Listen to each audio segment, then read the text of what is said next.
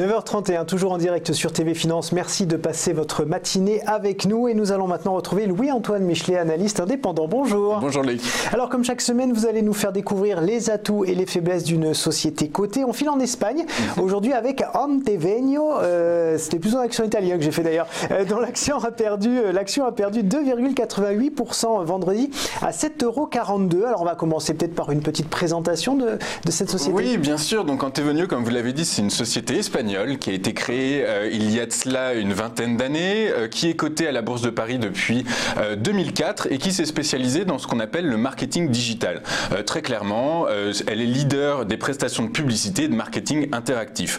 Au 30 juin 2018, la société comptait 11 filiales, principalement en Amérique latine et en Europe du Sud, donc Espagne, Italie, France et Argentine, Mexique.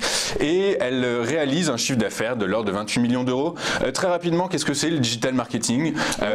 C'est vrai que ça englobe beaucoup de choses. Exactement, qu'on comprend pas forcément. Exactement. Donc j'ai trouvé ce petit graphique sur Internet. Donc très facilement, très rapidement, le digital marketing, c'est un ensemble de leviers, je dirais, de services qui permettent à une société finalement de connaître ses clients, de qualifier ses clients et surtout ensuite de mettre en place des campagnes spécifiques qui vont lui permettre de mettre en avant ses produits ou ses services. Donc très rapidement, on a le référencement naturel, les réseaux sociaux, la publicité en ligne, l'affiliation, l'emailing, le référencement payant. Donc en gros, Antevenio est positionné sur le digital marketing avec un gros focus sur ce qu'on appelle la publicité online, la publicité sur Internet.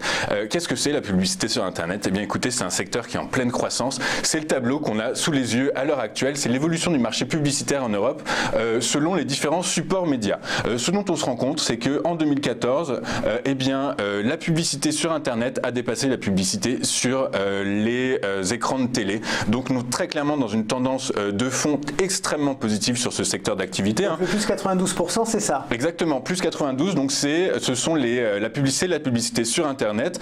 Quand on voit au-dessus, donc c'est la publicité dans les journaux, la presse quotidienne qui perd 29%. Les 9%, ce sont la publicité à la télé. Et enfin, les moins 9% correspondent à la radio, à la publicité en extérieur, dans les magazines et au cinéma. Donc on voit très clairement qu'aujourd'hui, le support utilisé, c'est exceptionnel, c'est extraordinaire et c'est plein de perspectives intéressantes. Il suffit de voir ce graphique qui reprend sur 10 ans l'évolution du digital. Donc on appelle ça la publicité digitale. C'est le digital. Eh bien, la part de marché, le marché passe de 9,3 milliards d'euros à 48 milliards en 2017, ce qui fait une progression de plus 416% en 10 ans. C'est phénoménal, c'est remarquable. Dans le détail, en Europe, les principaux marchés sont les marchés UK, donc du Royaume-Uni, les marchés allemands et les marchés français. Je vous rappelle que la société est positionnée sur le marché français, italien et espagnol. Donc on voit qu'il y a encore un levier qui existe au niveau européen. La société pourrait très bien décider de pénétrer les marchés anglais et allemands si elle le souhaitait. Donc on a, je dirais, un potentiel de croissance qui existe ici. En parallèle de ça, donc c'est, je dirais, donc OS1 arrêté, OS1 2018. Les chiffres macro nous font dire que la croissance du marché a été de plus de 10% en Europe. Donc toujours, ce sont, je dirais, des informations qu'il est bon d'entendre, qui nous permettront ensuite de valoriser la société, je dirais, plus tard. Dans un deuxième temps, donc pareil pour le marché américain, puisque la société est également positionnée sur le marché américain depuis 2017, depuis qu'elle a racheté une filiale React2Media, filiale qui doit faire de l'ordre de 6 à 8 millions d'euros de chiffre d'affaires. J'ai pas le montant exact, mais on est dans cet ordre de croissance. Et ce que l'on remarque, c'est qu'aux États-Unis, au S1 2018, le marché de la publicité digitale a pris 23%. Donc on est très clairement dans une dynamique de croissance robuste sur laquelle on peut éventuellement se positionner, sur laquelle on peut éventuellement se baser pour s'intéresser à ce titre-là. Juste donc dans les prévisions de croissance des investissements publicitaires, je vous ai repris donc les principaux marchés travaillés par la société. On a les États-Unis, donc là c'est les dépenses d'investissement publicitaire. Et ce que l'on remarquera, ce que l'on apprend quand on lit les études, c'est que 95% de cette croissance va être absorbée par le digital. Donc c'est de très bon augure. Les USA plus 3 en 2019, France, Italie, Espagne, on va de 1,1 à 2,8 pour la France. Et enfin, l'Amérique latine, en perspective, on attend une croissance de ce marché-là de l'ordre de 7,3%. On a l'Inde également, regardez ça, plus 11,1%, c'est pas mal aussi. C'est gigantesque. C'est à regarder quand même. C'est à regarder. Alors comme vous le dites, l'Inde et l'Asie sont des marchés sur lesquels ils ne sont pas positionnés, mais qui pourraient éventuellement regarder de près pour éventuellement contrebalancer, parce que finalement c'est ce qu'on verra ensuite, c'est-à-dire que macroéconomiquement, on a quand même, je dirais, des petits points d'insertion incertitudes qui pourront faire que bien la valeur ne pourra peut-être pas capter l'ensemble de cette croissance, et notamment pourquoi. Alors je vais passer directement à ces graphiques-là. Ce sont alors des graphiques basés sur c'est les PMI dans les services et les indices de confiance dans les zones géographiques travaillées par la société. Donc là on a les États-Unis et on voit que la tendance est plutôt baissière, que ce soit pour les PMI dans les services à gauche et Business Confidence à droite. Donc tout ça, ça permet de tempérer, de relativiser quand même cette croissance fabuleuse, cette croissance remarquable que l'on remarque sur le marché du digital. Il en est de même pour la France. Les PMI, alors la prospective pour la PMI service est plutôt bien orientée puisqu'on voit qu'a priori, ils devraient retourner vers les 56, alors que, à contrario, l'indice de confiance dans les affaires plonge vers donc, la barre des 100 qui est un indice neutre, le niveau neutre, qui nous fait dire que cet agrégat, cet indicateur pourrait potentiellement retourner dans une période de contraction. Il en est de même, alors vous verrez, pour l'Italie et l'Espagne. L'Italie, alors c'est encore plus criant, notamment par le fait que des turbulences politiques secouent le pays. Donc, il en est de même pour les PMI services et pour l'indice de confiance dans les affaires qui, là, on voit, quand on fait de la prospective, on voit que la tendance est plutôt baissière.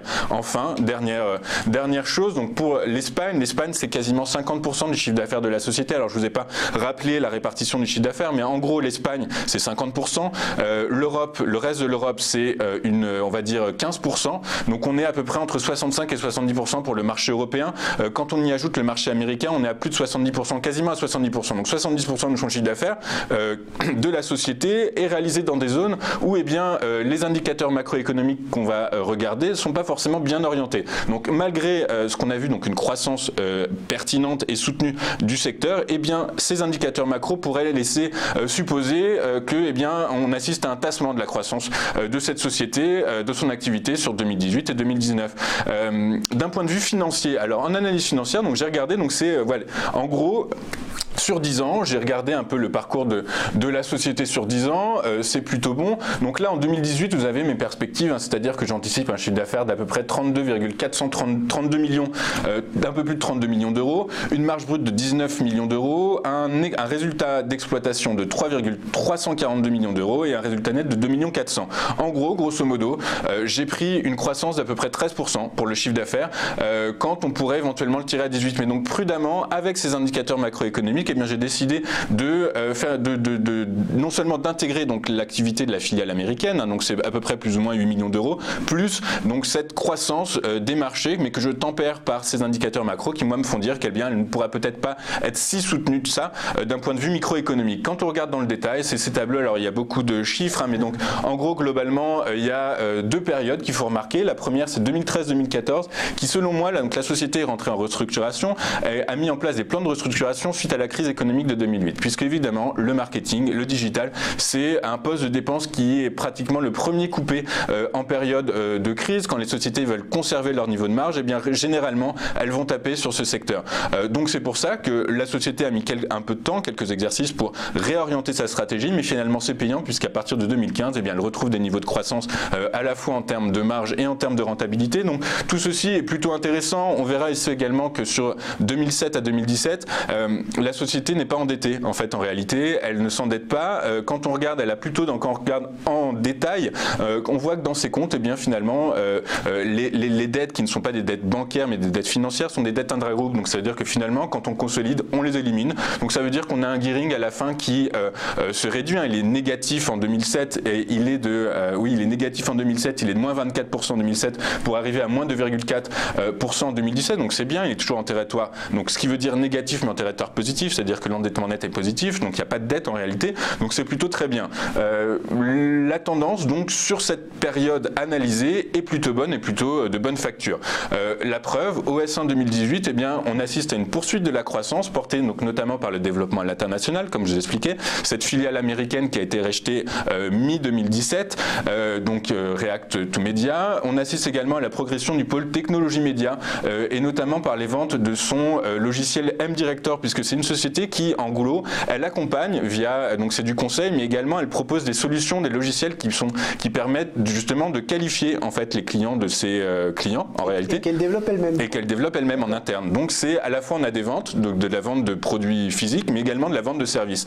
Donc ça se traduit par une hausse de chiffre d'affaires net, puisque on regarde le chiffre d'affaires est publié duquel on va défalquer en fait certaines remises. C'est une société qui pratique très régulièrement les discounts. Donc le chiffre d'affaires net prend 21%. On assiste donc à une baisse de la marge d'exploitation et c'est juste le fait de l'intégration de React2Media qui a historiquement des niveaux de marge bruts inférieurs à ceux pratiqués par Antevenio précédemment, mais ça impacte légèrement le résultat net qui ne prend que 12%. Ceci étant, comme je vous le disais, la trésorerie est solide puisqu'elle ressort quasiment à 6 millions d'euros, ce qui laisserait de la place à d'éventuels projets de croissance externe, ce qui donc signifie également en parallèle de ça donc on assiste également à une baisse de l'endettement bancaire. Ceci étant, on regarde également une légère baisse des flux de trésorerie. Alors, c'est pas marqué sur le slide, mais j'ai remarqué quelque chose quand on regarde les semestriels de la société depuis 2010.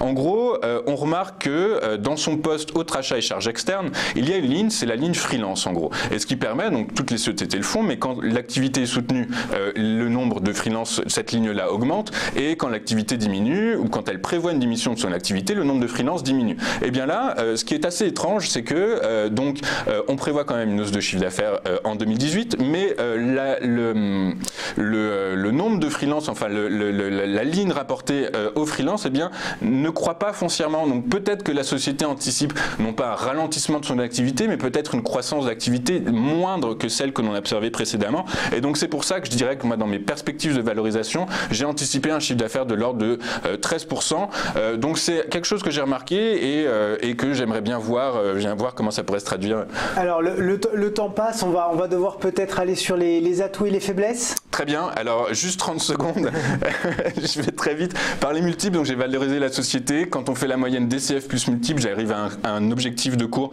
de 8,39. Aujourd'hui, le cours est à 7,40, donc on a un potentiel de croissance qui existe. Et donc, force et faiblesse, opportunité, menace. Donc les forces de cette société, c'est qu'elle est leader sur son marché en Espagne, elle a une structure bilancielle très saine, elle a un positionnement qui lui permet, un positionnement évolutif qui lui permet éventuellement donc justement de réadapter son modèle. Elle a pénétré le marché américain qui est un marché porteur et on peut supposer une accélération des synergies entre cette société, entre je dirais les activités historiques et la société américaine. Les opportunités, c'est la croissance des investissements dans le marché du publicité puisqu'on l'anticipe à 13% en Europe, 16% aux États-Unis. 95% de cette croissance sera absorbée par le digital. Je rappelle enfin que le marché américain est en forte croissance et également potentiellement à moyen long terme, elle pourrait envisager donc pénétrer le marché asiatique ou les marchés indiens comme vous l'avez bien souligné tout à l'heure. Les faiblesses, ça nécessite des investissements très importants de développer ces logiciels. Donc on fera attention à cette ligne-là. Elle est enfin très sensible au retournement, à d'éventuels retournements conjoncturels futurs.